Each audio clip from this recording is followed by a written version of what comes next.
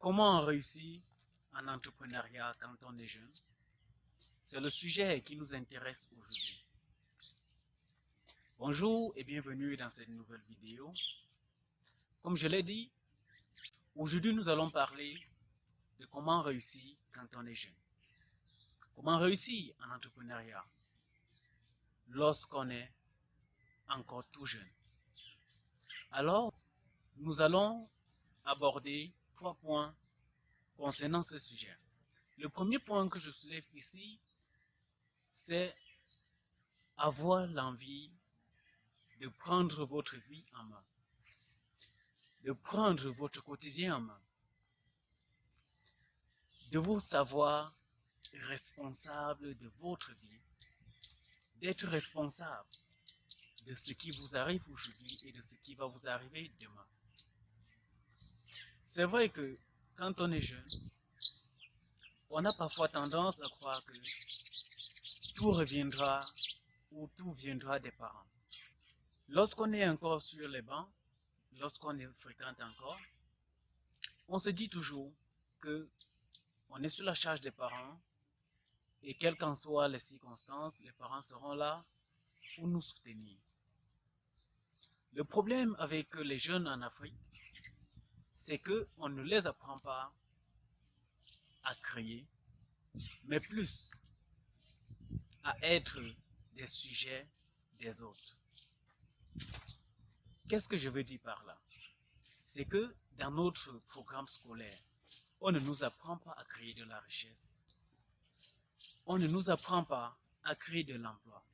Mais ce qu'on nous apprend du primaire jusqu'au niveau secondaire ou universitaire, c'est comment sortir et travailler pour quelqu'un.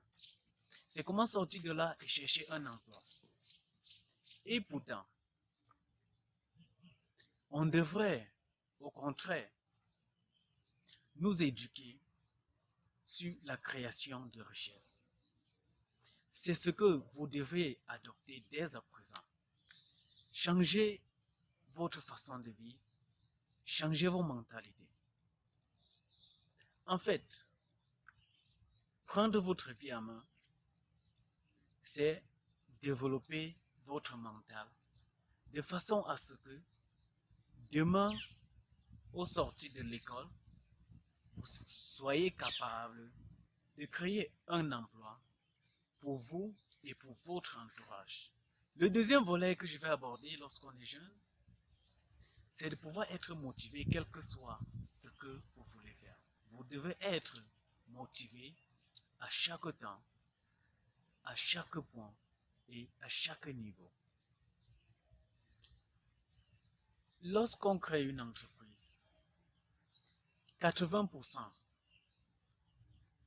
de l'apport est mental, est psychologique, repose essentiellement sur votre motivation à faire ce que vous voulez faire, à faire ce que vous aimez faire.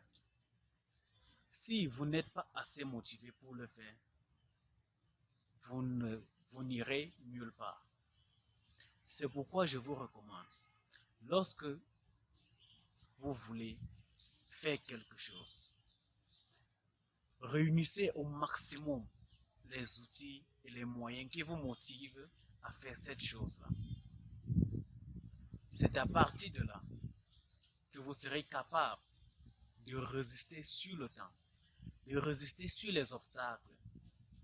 Parce qu'il faut le dire, créer une entreprise n'est pas chose facile, mais chose simple pour ceux qui se donnent cette volonté, pour ceux qui se donnent cette motivation au quotidien de se lancer. La troisième chose que j'aborde ici, en fait, lorsqu'on est jeune et qu'on veut se lancer, on sera toujours confronté à des partenaires. On sera toujours confronté à des moyens de banque, à des moyens de gestion, soit sur les éléments que nous n'avons pas de compétences. Il faut être accompagné, c'est vrai, mais il ne faut pas être ce jeune-là qui va rencontrer un grand frère, qui va rencontrer un coach, il va rencontrer un partenaire et lui dit qu'il voudrait être un millionnaire demain. Non, je ne vous encourage pas à faire cela, mais plutôt à attirer l'attention de l'autre par la solution que vous apportez à un problème. Vous devez être capable de convaincre votre partenaire par la solution, par la résolution d'un problème social et l'amener à adhérer à votre concept sans toutefois vous poser des conditions, peut-être en termes de paiement. Parce que avoir un coach qui vous accompagne, c'est mettre d'énormes ressources à disposition. Il faut amener cela à vous accompagner dans le sens d'un bénéfice social et non dans un sens économique ou personnel.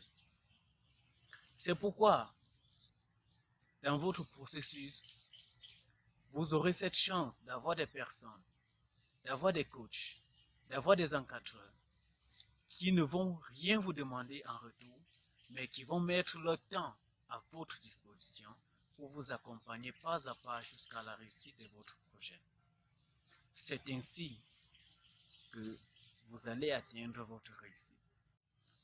Alors, comme dernier point que moi je vais aborder avec vous dans cette vidéo, c'est vous dire que quand vous avez votre idée, ne restez pas sur la même idée. Prenez le temps de l'étudier, de la développer et d'être capable d'aimer ce que vous voulez faire. Vous devez éviter de parler à tout le monde. Vous devez éviter de raconter à n'importe qui. Vous devez savoir quoi dire à X ou à Y lorsque vous cherchez à présenter votre projet à quelqu'un et dont vous souhaitez le soutien. Le soutien en termes de quoi? En termes de compétences, en termes de conseils. En famille, c'est toujours difficile. Je vous dis, c'est toujours difficile. Lorsque vous présentez votre projet ou votre idée à quelqu'un, la personne vous dira directement, non, c'est une bonne idée, il faut continuer. Sans vous dire autre chose, ne vous fiez pas à ces paroles. Fiez-vous plus ou intéressez-vous plus aux personnes qui critiquent votre idée, qui vous donnent les limites de votre idée. Intéressez-vous aux personnes qui vous disent ce qui est mauvais sur ce que vous voulez faire. Parce que c'est à partir de là que vos idées s'améliorent. C'est à partir de là que vous cherchez des points d'amélioration. Et c'est à partir de là que vous grandissez avec le temps. Intéressez-vous à ces personnes. Sur ce, je vous souhaite bonne méditation et que dès aujourd'hui, sachez que vous fréquentez pas pour être des sujets qui vont accompagner les idées d'autres personnes, mais soyez ces jeunes-là qui vont être des grands entrepreneurs parce qu'ils ont commencé à réfléchir à 18 ans et qu'ils ont réussi à 20 ans. Soyez ces entrepreneurs-là que quel que soit votre âge, quel que soit votre niveau, vous avez de la motivation à aller de l'avant. Vous êtes assez motivé à vous lancer dans votre idée et de chercher les moyens nécessaires pour réussir. Je vous remercie et à la prochaine pour une nouvelle vidéo.